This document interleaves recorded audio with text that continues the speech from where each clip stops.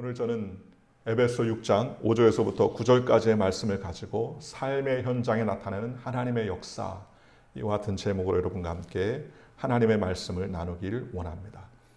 우리가 살아가는 이 세상에서 하나님의 은혜가 우리와 함께 행할 때에 열매가 나타나고 기쁨이 나타난다고 말할 수 있습니다. 그래서 이 시대는 어떤 일이 더 중요하냐? 하나님의 말씀을 붙잡고 사는 믿음의 백성들이 행함 있는 믿음을 나타내는 것처럼 중요한 게 없죠. 그런데 행함이 있는 믿음을 나타내는 곳이 어디 있느냐? 바로 우리가 몸담고 일하는 직장이나 일하는 일터의 현장이나 혹은 가정이라고 말할 수가 있습니다. 세상에서 하나님과 상관없는 사람들과 함께 같이 일을 한다는 것은 매우 쉽지 않은 일일 줄 압니다. 그런데 하나님께서 원래부터 일하시는 것을 기뻐하셨습니다. 하나님께서는 에덴 동산을 지으시고 아담과 하와에게 일하는 일을 하나님께서는 허락해 주셨습니다. 창세기 1장 27절, 28절은 이렇게 말합니다. 하나님이 자기 형상 곧 하나님의 형상대로 사람을 창조하시되 남자와 여자를 창조하시고 하나님이 그들에게 복을 주시며 하나님이 그들에게 이르시되 생육하고 번성하여 땅에 충만하라. 땅을 정복하라. 바다의 물고기와 하늘의 새와 땅에 움직이는 모든 생물을 다스리라 하시니라. 하나님께서도 이렇게 일을 하나님께서 맡겨주셨습니다. 다스리고 생육하고 번성케 하는 일들을 아담과 하와에게 맡겨주셨습니다. 그것에는 두려움과 형벌이나 저주가 아니라 기쁨과 보람을 느끼는 보람찬 선물이라 할 수 있었습니다. 그런데 아담과 하와가 범죄함으로 말미암아 하나님께서 주신 일터가 그들에게는 이제는 인간이 죄를 짓고 타락한 이후에 가시와 엉겅퀴를 내는 장소로 바뀌고 인간은 이제 이마에 땀을 흘려야 먹고 사는 존재로 어려운 존재가 되었다고 성경은 말씀해 주셨습니다. 아담 이전에는 모든 동식물들이 하나님 앞에서 아담에게 순종하고 복종을 했지만 하나님과 연결된 만물들의 영장으로서 권위가 있기 때문에 일하기 쉬웠습니다. 그러나 범죄한 이후에 이제는 아담에게서 하나님의 권위가 사라지자 동물들, 강한 식물들도 강한 잡초와 가시덤불과 싸우며 쉴 틈 없이 땀을 흘려야 하고 힘센 짐승들은 오히려 순종하고 복종하는 것이 아니라 눈에 불을 켜고 아담에게 대드는 그러한 형국이 되었다는 것입니다. 이 같은 직장인데도 에덴 동산인데도 완전히 분위기가 달랐죠. 범죄 이전에는 아름다운 직장, 신바람 나는 직장이었다면 범죄한 이후에 에덴 동산의 직장은 기쁨이 아니라 출근이 고역이고 일은 노동과 싸움임을 우리가 알 수 있습니다. 오늘날 우리가 이러한 환경이 전해져서 오늘 우리가 일하고 또 우리가 삶을 살고 있는 모든 상황 가운데서는 경쟁이 심하고 스트레스가 가중되는 그러한 어려움 가운데 있는 것 아니겠습니까? 그러할 때 오늘 우리가 온 세상에 코로나 팬데믹으로 어려워지는 이때에 우리의 삶도 점검하고 우리의 삶 속에서 삶의 현장에서 나타나는 하나님의 역사를 경험하는 저와 여러분들 되시기를 주님의 이름으로 축원하며 세 가지의 은혜를 나누시기를 주님의 이름으로 축원합니다. 첫째로 일이 축복이 되려면 이분법적인 논리가 아니라 하나됨의 은혜를 일해야 된다는 것입니다. 죄의 결과, 즉 선악을 알게 하는 열매를 먹고 난 다음에 나타나는 현상이 바로 무엇입니까? 바로 이분법 아닙니까? 내 편과 내 편을 갈라 사망의 결과를 대결하는 일, 이것이 바로 범죄한 이후에 일어났던 일입니다. 예를 들면 바리새인들이 종교적인 열심이 있었지만 늘 율법을 지키는 자와 율법을 지키지 않는 자로 구분하고 유대인과 이방인을 가르고 자기 편과 남의 편을 가르지 않습니까? 그러니 그들의 열심이 헛된 열심이 되기도 하고 사망의 결과를 만들어내는 그러한 어려움을 가중하게 되더라는 것입니다. 그런데 예수님의 십자가의 보혈은요, 반드시 하나됨을 이루더라는 것입니다. 유대인과 이방인, 주인과 종, 남자와 여자, 노인과 젊은이, 있는 자와 없는 자, 배운 자와 못 배운 자, 죄 지은 자와 죄 지은 자와 용서하는 자, 이 모든 사람들이 다 성령 안에서 하나 되어서 바로 갈라졌던 것들이 적극적으로 하나 되는 은혜의 역사가 나타나게 되더라는 것입니다. 어떤 목사님이요, 교회 부흥회를 인도하시다가 인도하는 도중에 성도들에게 물어봤다는 겁니다. 교회에서 상처를 받아본 적이 있는 분 하고 손을 들어보니까는 대부분의 사람들이 손을 들더라는 겁니다. 그래서 깜짝 놀라서 그럼 자기가 교인들이나 남들에게 상처를 주신 분이 계신 분, 준 적이 있는 분이라고 손을 들어보라니까는 거의 들지 않더라는 거예요. 희한하지 않습니까? 여러분, 사실은 상처는요, 내가 받기도 하고 나도 모르게 남에게 주기도 하지 않습니까? 자기 중심적인 생각에 의해서 나는 피해자고 너희는 가해자라는 이분법적인 개념으로 잘못 생각하고 있을 때가 많다는 겁니다. 종종 어떤 분들은 일과 직장, 일터를 삶의 죄 속에 관한 일이고 주일날 교회에 나오는 것은 거룩한 하나님의 일이라고 이분법적으로 생각하는 그러한 사람들도 종종 볼 수가 있습니다. 그런데 잘못된 것이죠. 교회 안에는 죄가 없습니까? 교회 안에도 문제가 많지요. 그렇지 않습니까? 반대로 일과 직장이 하나님의 영광을 드러내는 거룩한 사역지도 될 수 있더라는 것입니다. 하나님의 임재 연습이라는 책을 썼던 로렌스 형제라는 사람이 있는데요. 그분은 프랑스 태생으로 30년간 전쟁에 참전하다가 부상을 입고 다리가 저는 장애를 가지고 퇴역한 니콜라 에르망이라는 사람이었습니다. 그는 카르멜이라는 수도원에서 천국 갈 때까지 평수사로 그곳에서 삶을 마칠 때까지 로렌스 형제라고 불려졌습니다. 그런데 중요한 것은 그는 수도원에서 했던 일이 주방 허드렛 일, 그리고 청소, 신발 수선하는 일을 하며 살았습니다. 그런데도 순간순간 호흡하면서 하나님의 임재, 깊은 임재 속에서 온전한 삶을 살고 또 어떤 수살보다 더 영적인 그의 고백들이 오늘날까지 우리들에게 영혼을 깨우는 것 아니겠습니까? 이렇게 직업이 축복이 되려면 잘못된 이분법을 내려놓고 직장에서 예수님을 영접하고 모셔드려서 하나님의 뜻을 이루는 곳이 되게 해야 되더라는 것입니다. 우리가 잘 아는 구약의 인물들, 유명한 인물들 누가 있습니까? 아브라함, 요셉, 모세, 다니엘 뭐 이런 사람들 아닙니까? 그런데 이 사람 모두가 다 어떤 사람들입니까? 자신의 직장에서의 하나님께 영광 돌리는 사람들 아닙니까? 아브라함은 족장으로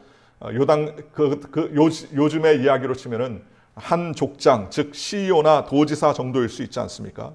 요셉과 다니엘은요, 이방 나라의 제국의 총리가 되었었고, 모세나 다윗은 수많은 문제를 이긴 최고의 정치가라고 할 수 있습니다. 험난한 시대, 어려운 환경 가운데서 골방에 들어가서 삶을 살았던 사람들이 아니고, 또는 교회 안에서만 살았던 사람들이 아니고, 자신들의 가지고 있었던 직업에 최선을 다하면서 자신들의 직업으로 하나님의 역사를 이룬 사람이라고 말할 수 있다는 것입니다. 예수님도 이 땅에서 구세주라는 직업 이전에 목수라는 아들로 목수라는 직업을 가지셨지 않습니까? 베드로를 찾아서 부르신 장소도 직장 아니셨습니까? 그 밤새 그물을 깁고 있을 때 주님께서 그를 불러주셨지 않습니까?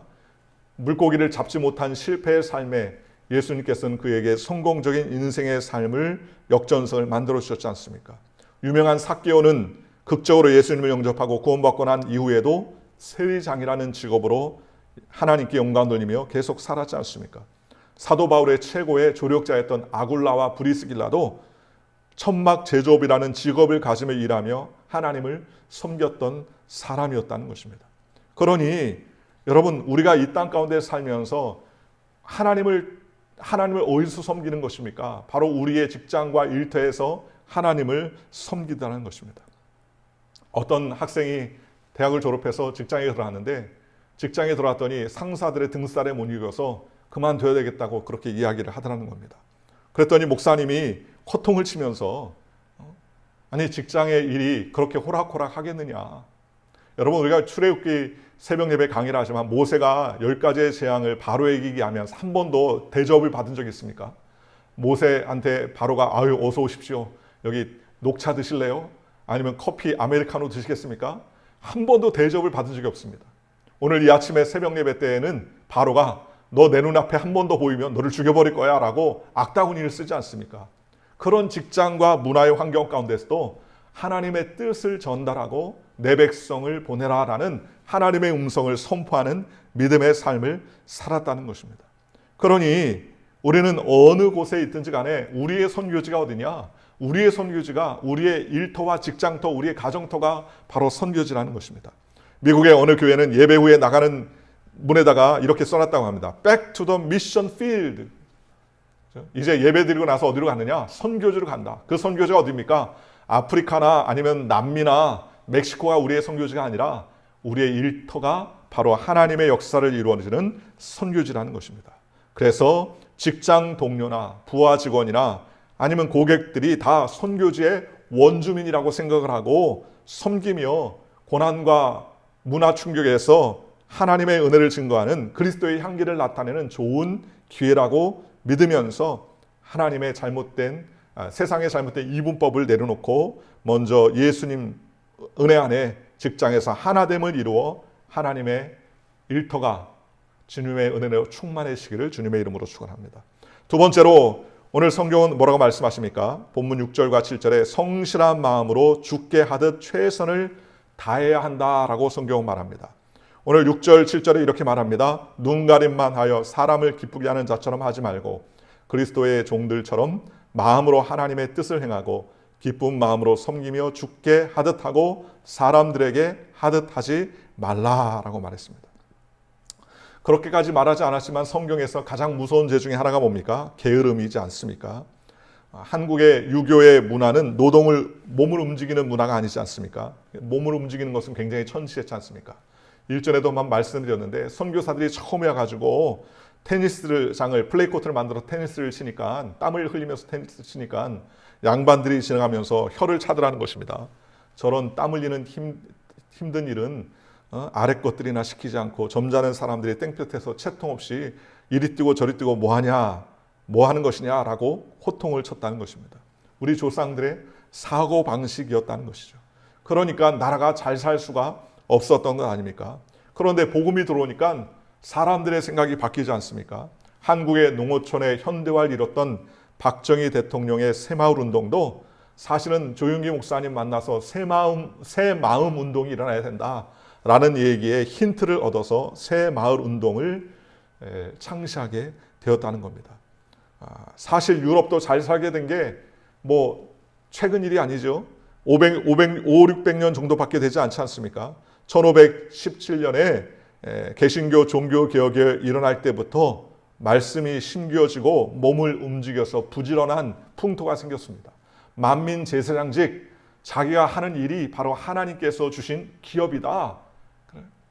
직업에는 귀천이 없다라는 그런 의식과 인식들이 이 종교개혁 이후에 세워지게 되었습니다. 그래서 우리가 잘 아는 밀레의 만종이라는 그림에는 농부가 열심히 일을 하고 그리고서 마지막에 붉게 물들어 놓는 황혼역에 손을 모아서 하나님께 기도하지 않습니까? 그때 그 그림에 보면은요, 이 농기구의 빛이 반짝 이렇게 나옵니다. 왜 그렇습니까? 일이 바로 하나님이 주신 귀한 사명이라는 것입니다. 그러한 사고를 가지고 부지런한 풍토가 만들어지니까 개신교의 복음이 들어간 영국과 네덜란드, 독일 이러한 나라들이 잘 살게 되고 복음은 성실한 마음으로 부지런하게 일하게 해줬다는 것입니다. 올해 미국도 400주년이죠. 청교도 400주년이 되는데 이러한 성실한 태도로 부지런히 일했기 때문에 그때 지금 우리가 사는 이 동부 쪽에 만들어진 오래된 집들은요, 200년, 300년 가도 그 가옥들이 끄떡이 없다는 겁니다. 왜요? 하나님 앞에서 성실과 정직한 자세로 부지런히 일했기 때문에 가능한 일이었다는 것입니다. 요즘에 인터넷에 떠도는 일들이 요즘엔 이제 인터넷 시대 아닙니까? 유튜버들도 굉장히 많아지고 수익을 올리고 그런 일들이 많이 생기는데 그에 반대해서 문제가 되는 일들이 얼마나 많습니까? 거짓 광고를 하거나 아니면 실제 진실되지 않게 거짓말로 일삼아왔던 일들이 만천에 드러나면서 사람들에게 입에 오르내리고 회자되는 일들이 얼마나 많이 있습니까? 우리는 어느 곳에 있든지 간에 정직과 성실을 식물로 삼아 하나님께 영광 돌리는 저와 여러분들 되시기를 주님의 이름으로 축원합니다. 제가 옛날에 책을 한 권 읽었던 적이 있습니다. 6.1 약국 갑시다라는 책입니다. 김성호 씨는 대학을 졸업하고 동기들과 도시에서 큰 약국을 근사하게 시작하고 싶었는데 돈이 없었어요. 그래서 그는 마산 변두리에다가 4.5평짜리 조그만한 약국을 열었습니다. 그나마 진열 때에 약국을 진열해 약을 살 수 없으니까 약을 진열해 놓을 수 없어서 빈 케이스를 구해다가 진열해 놓을 정도였다고 그렇게 합니다. 그런데 결국 마산과 창원에서 가장 유명한 기업형 약국이 되고 학원 기업의 메가스터디 엠베스트를 온라인 중등교육 1위 기업으로 올려놨던 그러한 입지전적인 사람이었습니다. 그는 외모도 변변치 않고 자본금도 없었지만 고객 한 사람 한 사람에게 최선을 다하는 그러한 마음으로 약국을 운영했다고 합니다. 그래서 맞선 보는 사람 앞에서 대하듯이 그렇게 했다는 거예요. 그래서 어떤 사람들이 어떤 할머니가 오셔가지고 길을 물어보면요, 약도를 정성껏 그려주거나 아니면은 그렇게까지 잘 안 되면 오히려 그 약도를 그려주고 뿐만 아니라 그 장소까지 모셔다 드리기도 했다는 겁니다. 그리고 그 당시에는 동네 집에 전화기가 별로 없었는데 약국에 전화를 쓰겠다고 하는 사람들이 종종 왔다고 그래요. 그러면은 마치 내일처럼 그 동네 그 약국에서 전화를 쓸 수 있게끔 마음껏 쓰게 하면서 나중에 사람들이 나갈 때는 비타민 하나라도 사갖고 가져가는 그러한 일들이 있었다는 것입니다. 그러니 정성을 다해서 최선을 다해 주니까 나중에 점점 좋아지더라는 겁니다. 한 번은 어떤 노인들이 얼마 후에 시골에서 돌아가셨는데 그 노인들의 가족들이 다 그 약국에 전도사가 되어서 얼마나 장사가 잘 됐는지 모른다고 합니다. 그는 항상 세 가지를 생각한다는 겁니다. 이 손님이 오늘 나를 통해서 만족했을까? 이 손님이 다음에 또 올 것인가?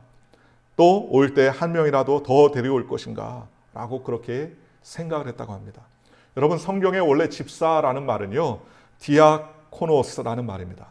여기서 파생된 말이 어떤 말이냐? 영어의 서비스라는 말입니다. 즉, 집사는 어떤 사람이냐? 집사는 서비스를 잘하는 사람이다. 섬기는 것을 잘하는 사람이다. 라는 그러한 말이라는 거예요. 여러분, 서비스를 잘하는 사람들의 특징은 뭡니까? 성실한 마음으로 죽게 하듯 최선을 다해야 된다는 겁니다. 그럴 때 하나님의 은혜가 임할 수가 있게 되더라는 것입니다. 우리가 이 땅 가운데 살면서 최선을 다하는 믿음의 삶을 사는 저와 여러분들 되시기를 주님의 이름으로 축원합니다. 세 번째로, 다른 사람과 좋은 관계 속에 일할 수 있도록 기도하는 저와 여러분들 되시기를 주님의 이름으로 축원합니다. 오늘 본문 5절에도 종들아, 상전들아 라고 서로에게 당부하지 않습니까? 사실 직장 생활을 어렵게 하는 것은 일보다 무엇이에요? 사람 아닙니까? 사람들이 모인 곳이기 때문에 교회나 직장이나 어느 곳이든지 제일 힘든 것이 뭡니까? 사람의 문제입니다. 관계의 문제죠. 제일 기쁜 것도요, 관계 문제 아니겠습니까? 평생 부부로 함께 살아도 싸울 수밖에 없는 존재가 뭐예요? 사람 아닙니까? 그러니 일과 직장을 잘 하려면 우리가 일하는 직장이나 일터의 공간 안에서 하나님의 임재가 나타나는 그러한 역사가 임하도록 기도해야 된다는 것입니다. 아침에 출근해서 기도하고, 직장 동료들과 고객들을 위해서 기도하고, 직장 상사를 위해서 혹은 부하 직원들을 위해서 기도하고, 결정해야 할 순간에도 기도하고, 중요한 협상 순간에도 기도해야 되고, 어려울 때에도 기도해야 되고, 또 기도하는 직장인의 삶 속에 하나님의 임재가 반드시 일어나게 되어 있더라는 것입니다. 내 수준으로 나올 수 없는 용기, 내 수준에서 경험할 수 없는 지혜, 내 수준에서 판단할 수 없는 판단력, 이런 것들이 바로 하나님의 역사를 통하여서 우리에게 좋은 관계로 나타나게 되더라는 것입니다. 하나님이 지켜주시고 축복해 주셔야 된다는 것입니다. 때로는 야비하고 치사하고 크리스천이라고 더 괴롭히는 그러한 사람들도 만날 수 있지 않습니까? 예수 믿는 사람이라고 핍박하고 예수 믿는 사람이라고 더 모지게 하는 그러한 사람도 있을 것입니다. 만약 이러한 때에 우리의 마음에 미움을 품고 있으면요, 그러한 사람일수록 더 자신을 미워한다는 것을 더 빨리 눈치채지 않습니까? 그럴 때 우리는 그러한 직장 상사도 하나님 앞으로 가져가야 됩니다. 하나님께 기도하라는 것이죠. 그러면 하나님 때에 하나님께서 역사해 주시지 않습니까? 다니엘은 하나님 앞에서 쓰임받았던 사람이었습니다. 그는 동료들, 주변 사람들이 그를 미워했습니다. 미워한 이유가 다른 것이 아닙니다. 그가 승승장구했기 때문이었습니다. 그런데 그가 모함을 받아서 사자굴에 들어가게 되었을 때 그는 여전히 하나님께 감사하였다는 것입니다. 직장의 섭섭한 일, 일터에서의 괴로웠던 일을 가지고서 마음 쓰지 아니하고 오히려 하나님 앞에 감사하며 하나님께 기도하였더니 우리가 잘 아는 것처럼 변하여 기적의 역사가 나타나게 되었지 않습니까? 그러니 우리가 하는 것이 아니라 누가 역사하시는 겁니까? 하나님이 역사하시는 것입니다. 요셉과 다니엘의 보스 왕들은 난폭하고 잔인하고 무자비한 왕들이었습니다. 그러나 기도하는 요셉과 다니엘은 오히려 그러한 상황과 환경 가운데서 존경받고 인정받고 오히려 나라의 전권을 위탁받을 정도로 신뢰의 관계를 형성할 수 있었던 이유가 뭡니까? 그들은 그러한 모든 관계 가운데서 그 관계의 중심을 하나님께 맡겼기 때문이라는 것입니다. 직장 생활의 가장 큰 스트레스는 동료죠. 왜냐하면 경쟁 관계로 바뀌기 때문이라는 것입니다. 예수님의 제자들조차 그랬지 않습니까? 3년 반 동안이나 같이 동고동락하면서 예수님 말년에 돌아가시기 전에 그들은 서로 청탁하면서 자신들이 오른편, 왼편에 앉을 수 있도록 그렇게 파워게임을 만만치 않게 했던 것을 우리가 알 수 있지 않습니까? 너를 밟고서라도 내가 오른편에 앉겠다. 어머니를 동원해서라도 내가 왼편에 앉겠다라는 그러한 약육강식의 경쟁 상대로 그렇게 생각을 하지 않았겠습니까? 그런데 우리는 그러한 동료 관계도 하나님께 기도해야 된다는 것입니다. 더 손해를 보고 용서하고 섬기는 리더십을 달라고 우리가 기도해야 되더라는 것입니다. 그리고 우리가 또 직장 다니면 부하 직원 때문에 속 썩일 때도 있지 않습니까? 그럴 때 인간의 힘으로 되나요? 하나님께 기도해야죠. 하나님이 기도하면 기름 부어주시고 역사해 주시는 것입니다. 군인 한 분이 연대장이 되어서 갔는데 그 연대가요 탈영이 제일 많고 사건 사고가 끊이지 않는 그러한 연대에 부임받아 가게 되었습니다. 전임자들이 다 경질되고 강등되고 문제가 많아서 전보 보직 발령되는 그러한 숱한 사고를 겪는 그러한 연대에 들어가게 된 것입니다. 그래서 연대장들의 무덤이다라고 소문날 정도로 그렇게 좋지 않은 곳이었다고 합니다. 거기에 배치받았다고 하니까 동료 장교들이 장난으로 장송곡을 불러주더라는 것입니다. 그런데 이분은 하나님을 믿음으로 부인한 첫날부터 새벽 예배에 나가서 하루하루를 장병들을 축복하며 부하 장병들을 위해서 기도하고 하루를 시작하게 되었다는 겁니다. 그런데 이렇게 매일마다 연대를 위해서 부하 직원들 또 부하 장교들 또 사병들을 위해서 기도하고 하루를 시작했는데요. 그 결과 그가 연대장으로 있는 시간 동안에 기적같이 단 한 건의 사건도 일어나지 않더라는 것입니다. 상부에서도 기적이라고 말합니다. 연대장들의 무덤이라고 하는 곳에 갔는데도 불구하고 오히려 그는 승승장구하고 상부에서도 기적이라고 하고 그는 모범지휘관 표창까지 받고 모범 사례로 꼽혀 오히려 진급에 유익했었다고 그렇게 말합니다. 오늘 우리는 우리에게 허락하신 귀한 일터에서 바로 하나님의 영광을 드러내는 믿음의 삶을 사는 저와 여러분들 되시기를 주님의 이름으로 축원합니다. 말레이시아나 분쟁이 끊이지 않는 필리핀의 민다나오 섬은 회교 지역입니다. 이슬람 국가가 다스린 적도 없어요. 이 민다나오 섬은 이슬람 정권이 들어선 적도 없습니다. 특별히 이슬람 선교사를 보낸 적도 없습니다.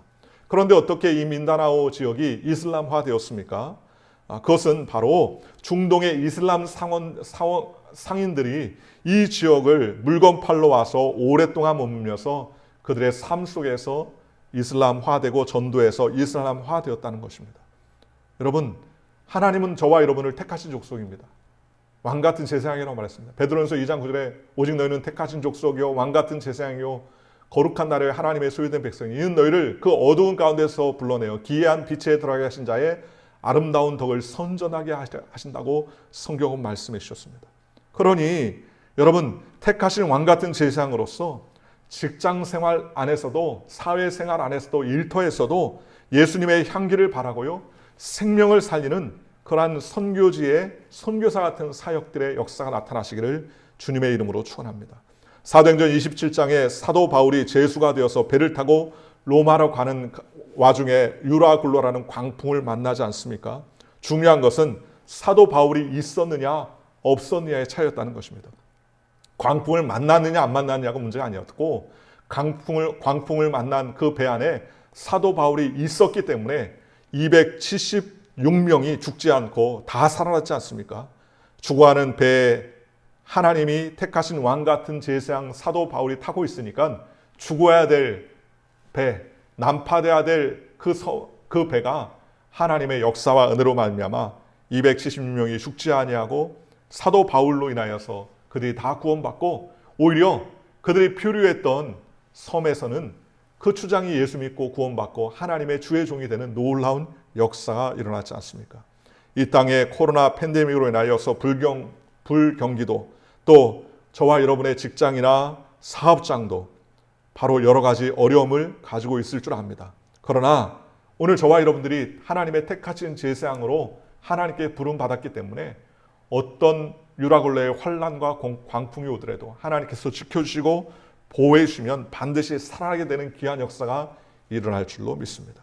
오늘 저와 여러분이 하나님께서 베풀어 주시는 삶의 현장에 놀라운 하나님의 역사가 저와 여러분의 삶 가운데 나타나시기를 주님의 이름으로 축원하고 하나님께서 원하시는 귀한 일들, 이와 같은 일들이 직장을 통해서 하나님의 역사를 증거하는 왕같은 제사장들이 되시기를 주님의 이름으로 간절히 축원합니다.